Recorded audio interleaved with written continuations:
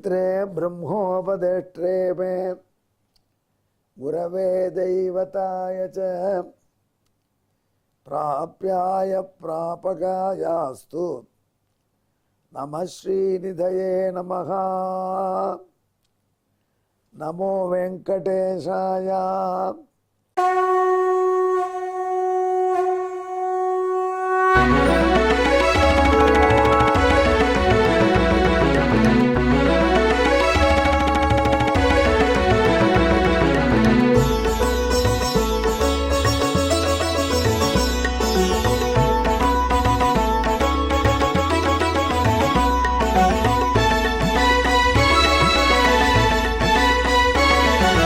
सहस्रनामं सहस्रनामं श्रीवेङ्कटेश सहस्रनामं सहस्रनामं सहस्रनामं श्रीवेङ्कटेश सहस्रनामं।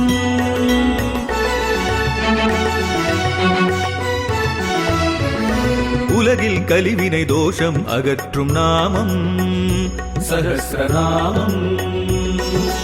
உயர்வுகளை வாழ்வில் அளிக்கும் நாமம் சஹஸ்ரநாமம்.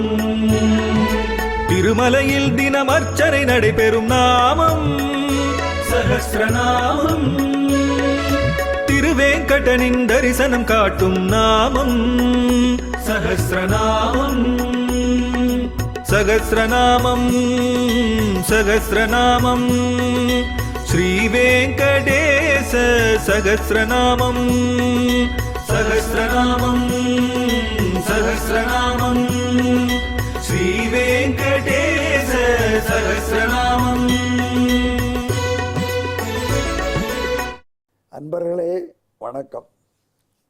இப்பொழுது நாம் எம்பெருமான் தினந்தோறும் திருச்செவி சாத்தக்கூடிய அவனுடைய சகஸ்ரநாமத்திலே 340வது திருநாமத்தை அனுபவிக்கிற பாக்கியம் பெற்றிருக்கிறோம்.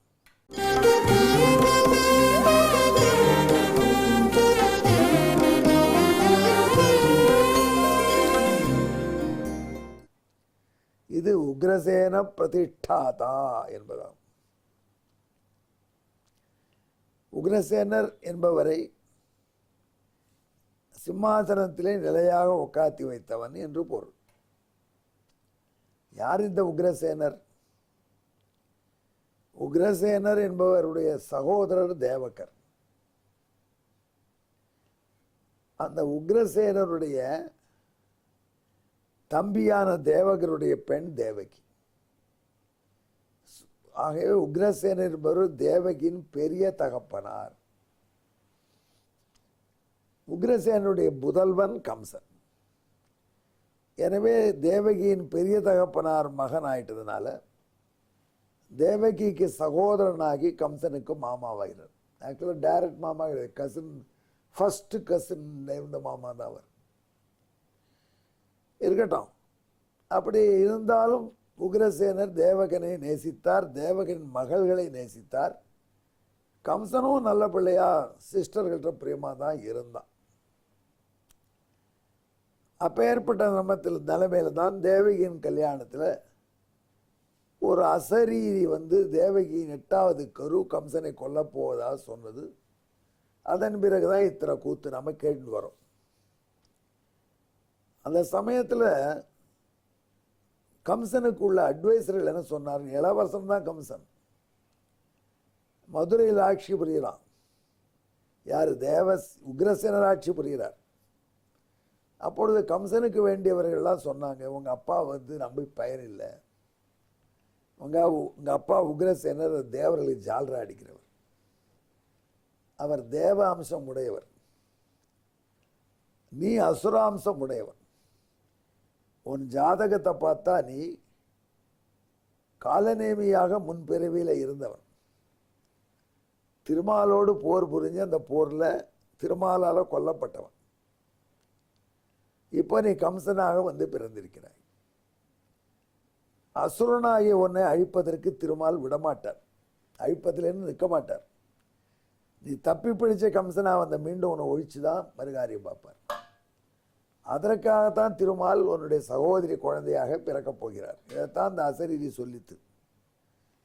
ஆகையினால் நீ உக்ரசேனருக்கு பட்டத்தில் இருக்கிற வரைக்கும் உனக்கு ஆபத்து. அந்த உக்ரசேனருக்கு ரொம்ப பிடிக்கும் உங்கள் வசுதேவர், உங்கள் சகோதரர், சகோதரி கணவரை.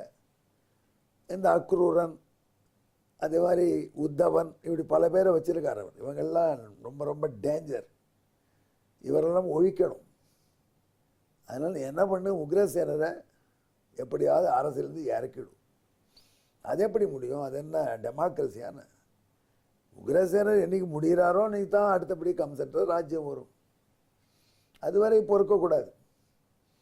பொறுத்தது போதும் பொங்கி எழுணும் கம்சானி என்று அவர்கள் கம்சனுக்கு அட்வைஸ் பண்ணார். எப்படி பண்ணுறது? அப்போ தான் கம்சன் ஒரு வழி கண்டுபிடிச்சான். என்ன வழின்னு கேட்டால், அவனுடைய யோஜனை என்னன்னா, இந்த உக்ரசேனரை நாம் சிறையில் அடைத்து விடுவோம். உக்ரசேனரை சிறையில் போட்டுட்டா அதற்கப்புறம் நாமே ராஜாவாயிடலாம். உக்ரசேனரை கொன்னாத்தானே அப்பாவை கொன்னவன்னு சொல்லுவா.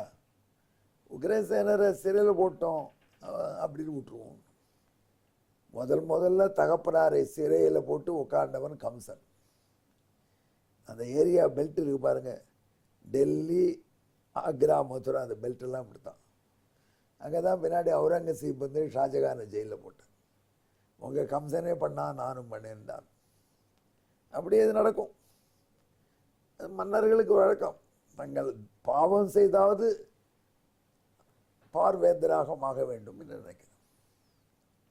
ஆக உக்ரசேனரை சிறையில் போட்டான். வசுதேவர் தேவியை சிறையில் தள்ளினான். இப்படி அவன் செய்த கொடுமையினால பலர் ஊரை விட்டு ஓடி போயிட்டான். கடவுள் நம்பிக்கையும் தெய்வ கொள்கையும் உள்ளவர்கள் ஊரை விட்டு ஓடி போயிட்டார் பலர்.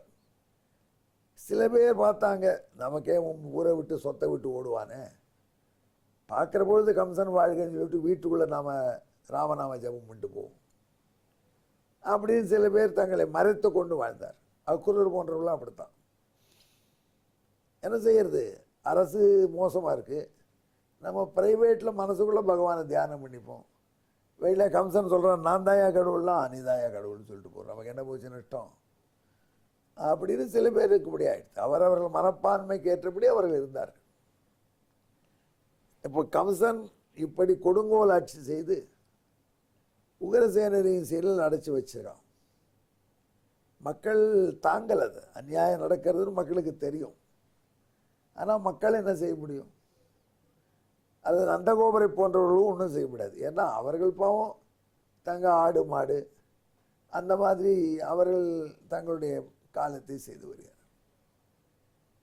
இப்படிப்பட்ட நிலை வந்த பொழுது கம்சன் தானே தனக்கு இறுதியை தேடிக்கொண்டான். கிருஷ்ணனை வரவழைச்சு கம்சனுடைய கழுத்தை நெரித்து கண்ணபிரான் கொண்டு போட்டார். தாய் தகப்பனாரை விடுதலை செய்தார். அதே மாதிரி உக்ரசேனரையும் விடுதலை செய்தார். கணவர் தாத்தாவை விடுதலை செய்து கம்சனுக்கு உண்டான ஈமைச் சடங்குகள்லாம் செய்துவிட்டு தாத்தாவை அரியணையில் அமர்த்தினான் கண்ணபிரான். மாதாவன் அம்மப்பா அப்படிங்கிறார்கள், அம்மாவின் தகப்பனார், அம்மாவின் பெரிய தகப்பனார் ஆகிய உக்ரசேனரை எம்பெருமான் அரியணையில் அமர்த்தி பட்டாபிஷேகம் பண்ணினான். இந்த ராமாயணத்தில் ராம பட்டாபிஷேகம் வரும். பாகவதம் சொல்லுவாங்க உக்ரசேன பட்டாபிஷேகம் தான், கிருஷ்ண பட்டாபிஷேகம் கிடையாது. கோவிந்த பட்டாபிஷேகம் உண்டு. ஆனால் கிருஷ்ணன் கோவிந்தன் என்று அவனுக்கு பட்டம் சூட்டி போற்றிட்டு போனான் இந்திரன்கிற வரைக்கும் தான் கதை. ஆனால் மதுரையில் எம்பெருமான் மதுரையார் மன்னன் என்று சொன்னாலும் கூட மதுரையில் முடிசூட்டி கொண்டு உட்காரலாம். அதை பற்றி விவரம் பின்னாடி சொல்லுவோம். இப்படி உக்ரசேனரை நிலைநாட்டினான். அது உக்ரசேனருக்கு நிலைநாட்டினது எப்படின்னா கொஞ்சம் நஞ்சம் இல்லை. கம்சனுடைய மனைவிகள் 2 பேர், அஸ்தி பிரசஸ்தின்னு. அந்த 2 பேரும் ஜராசந்தனுடைய பெண்கள். ஜராசந்தன் இவனை பற்றி மல்லர்களை பற்றி சொல்லி இவன் பேரையும் சொல்லிடுறோம். ஜராசந்தன் மாபெரும் மல்லன். அவன் வாழ்ந்தது மகத நாட்டில் பாட்டலிபுத்திரத்தில், பாட்னாவில், பீகார். என்றைக்குமே பீகார் நமது கல்ச்சருக்கு அடிப்படை. அங்கே தான் லொல்லு முள்ள தான் ஜாஸ்தி. ஜராசந்தன் ஆண்ட இடம் இப்படி தானே இருக்கும். அந்த ஜராசந்தன் தன்னுடைய பெண்கள் 2 பேரும் கணவனை எழுந்து கைம்பெண்களாக ஓடி வந்ததை பார்த்து அவளை யாரும் அனுப்பல, அவளே ஓடி போயிட்டா, இங்கே இருந்தால் கஷ்டமாக இருக்கும். அந்த தன் பெண்களுடைய சோமங்கலியத்தை பறித்தவன் கிருஷ்ணன். அவன் பறித்து உக்ரசேனனை அமர்த்தியிருக்கான். அதனால் சும்மா விடக்கூடாது என்று மாபெரும் படை திரட்டி மதுரையை நோக்கி வந்தான். பெரிய படை மதுரையை தாக்குவான். பாட்னாவிலிருந்து, பாட்னா சவுத்து, மதுரை வடக்கு, தெற்கிருந்து குறைஞ்சபட்சம் 1 அக்ஷோகிணி சைன்யம், பெரிய சைன்யம், அதையெல்லாம் கொண்டு வந்து மதுரையை தாக்கினான். மதுரையில் படைபலம் அவ்வளவா இல்லை, ஏன்னா மதுரைக்கு சப்போர்ட்டு ஜராசந்தனா இருந்தான். இப்போ மாப்பிள்ளை ராஜாவை இல்லையே, சம்பந்தி தான் இருக்கான். அதனால கிருஷ்ணனுக்கு சப்போர்ட்டாக ஒழிக்கணும். அவன் ஓப்பனாக சொன்னான், கிருஷ்ணனை என்கிட்ட ஒப்படைச்சுட்டா நான் அவங்களை தாக்க மாட்டேன்லாம் சொல்லி பார்த்தான். ஆனால் மதுரை மக்கள் கிருஷ்ணனை ஒப்படைக்க தயாராக இல்லை. கண்ணபிரான் பலராமன் சிறிய சைன்யத்தை திரட்டி ஜராசந்தன் படையோடு மோதினார்கள். யுத்தம் கடைசி செகண்டு ஜராசந்தனை எதிர்கொண்டு நிறுத்திட்டாங்க. கலப்பையினால் கழுத்தை இழுக்க போனார் பலபத்ரன் பலராமன். அப்போ கிருஷ்ணன் சொன்ன, அண்ணா இந்த ஆளை விட்டுடு. சரி என்று கலப்பை எடுத்தான், ஓடி போட்டு. அந்த மாதிரி முதல் போரிலே தோல்வியுற்று பாட்னாவை நோக்கி பாட்னாவை நோக்கி ஓடி போயிட்டான் ஜராசந்தன். ஏண்டா கிருஷ்ணா, அடித்து ஒழிச்சிருக்க வேண்டியதானே, நிம்மதியாக வாழலாமே உக்ரசேனர்னா. இல்லை அண்ணா, இவன் போனால் மறுபடியும் பரதட்டுன்னு வருவான். அப்போது இன்னும் நிறைய அயோக்கியர்களோடு வருவான். அவர்களை ஒழிச்சுக்கிட்டா பூபாரம் குறையும். இந்த ஆளை வச்சு எல்லாரும் இங்கே வர வச்சு கொண்டுடலாம். அதன்படி 17 முறை படையெடுத்தான் ஜராசந்தன். முகமது கில்ஜிக்கு முன்னாடி அவன். நம்ம பக்கத்து வீட்லேயும் ஒரு ஜராசந்தன் உண்டு. 17 தடவை இன்னும் எழுதிட்டு இருக்காரு ஒரு பாவம் சிஏ. அதெல்லாம் அவர் நாங்களா சிஏ ஜராசந்தன் வெடிக்காத சொல். அப்படி உக்ரசேனருடைய ராஜ்யத்துக்கு எந்த விதமான அல்லோலம் வராமல் நிலைநாட்டினான். அதனால பகவானுக்கு உக்ரசேன பிரதிஷ்டாதா என்று திருநாம். நாமும் தர்மராஜ்யத்துக்கு கலங்க வராமல் சஞ்சலம் இல்லாமல் நடக்க வேண்டும் என்றால் இந்த திருநாமத்தை ஜெபிக்கிறோம். இது கொண்ட வாய்ப்பாட்டு ஸ்லோகம் கேள்கள்.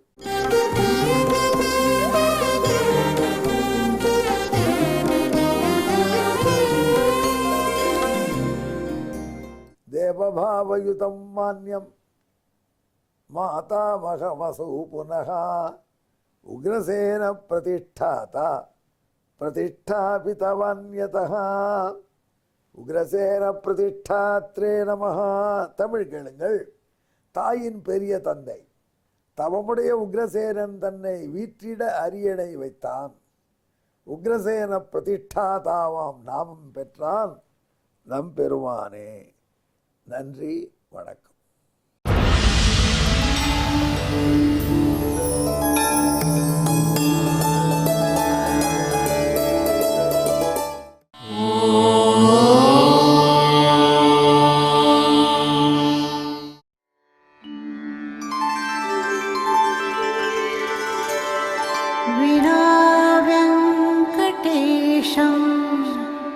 ननाथो ननाथः सदा वेङ्कटेशं स्मरामि स्मरामि.